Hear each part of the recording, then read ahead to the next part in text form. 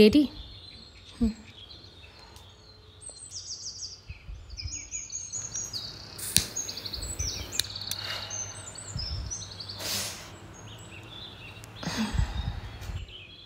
Set ready?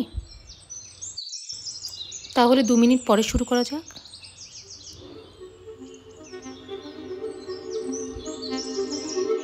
বেশ, চলো শটে যাই।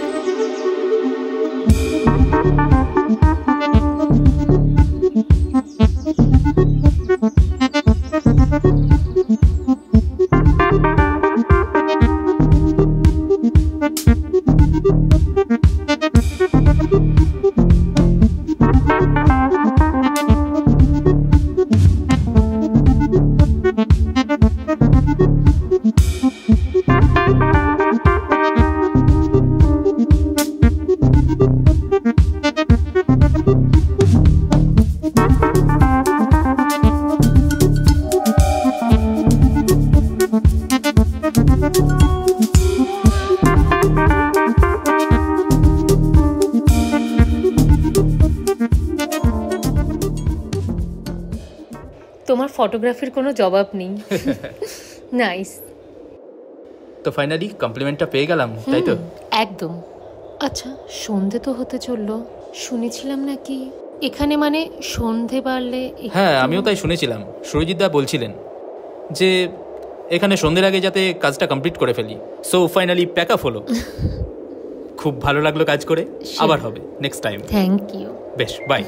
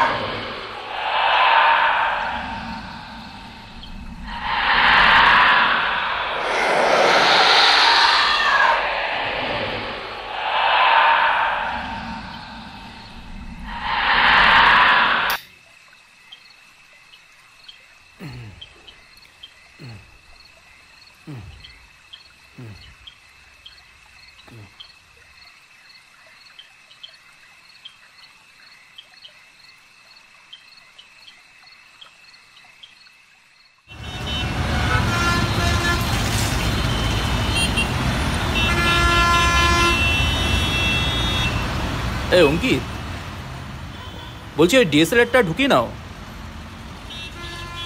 আর গিম্বেল, ট্রাইপড, লাইটস যা আছে সব প্যাক করে নাও।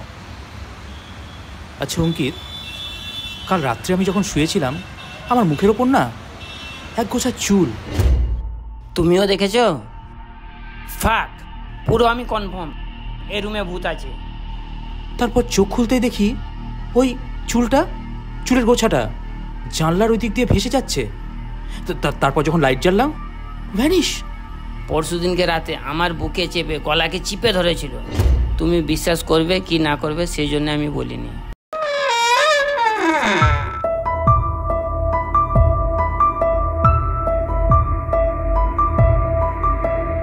ভেতরে এসো।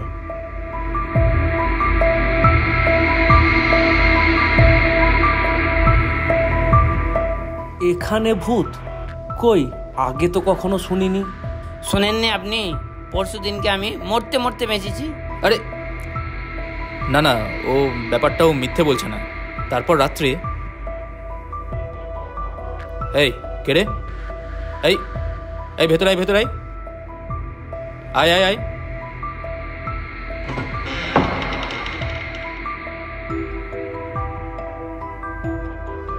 এই হোটেলের কেসটা কি রে? হোটেলের কেসটা কই, কিছু না তো। বল।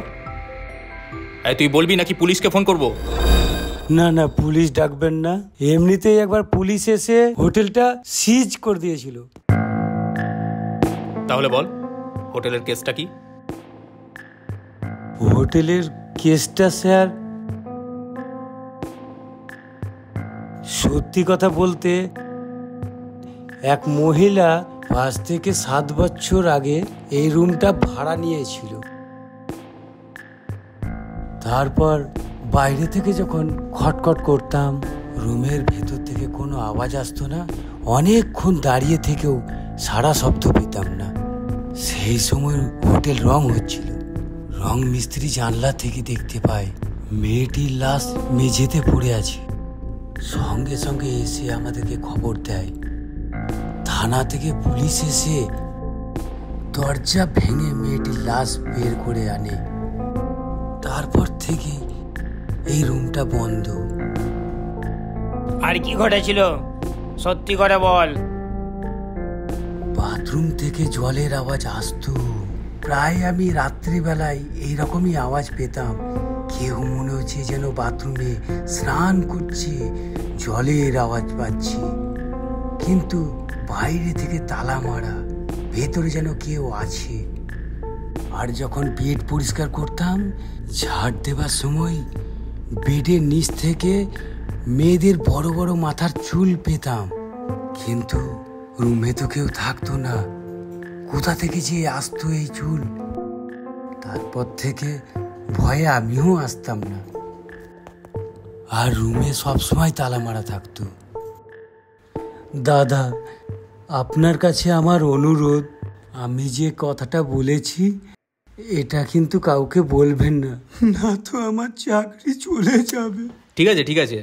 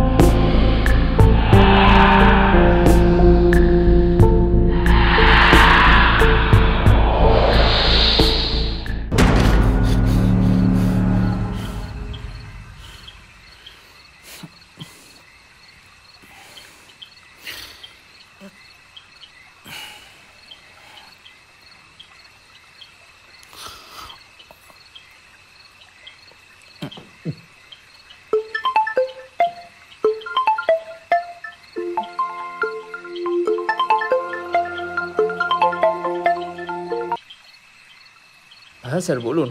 হ্যাঁ, ঠিকঠাক বাড়ি পৌঁছেছো? হ্যাঁ স্যার, আমি তো ঠিকঠাক পৌঁছে গেছি।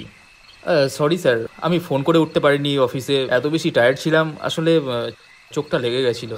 ওকে, ঠিক আছে ঠিক আছে, কোনো প্রবলেম নেই। আচ্ছা শোনো, নেক্সট একটা ম্যাগাজিন শ্যুটের প্ল্যান করেছি। আচ্ছা। শুটিং ডেট ফিক্সড করেছি সামনে 12 তারিখে। হুম। এবারের হোটেলটা অনেকটা বেটার, আর কোম্পানি থেকে তোমার নামে রুম বুক করে দেওয়া হয়েছে।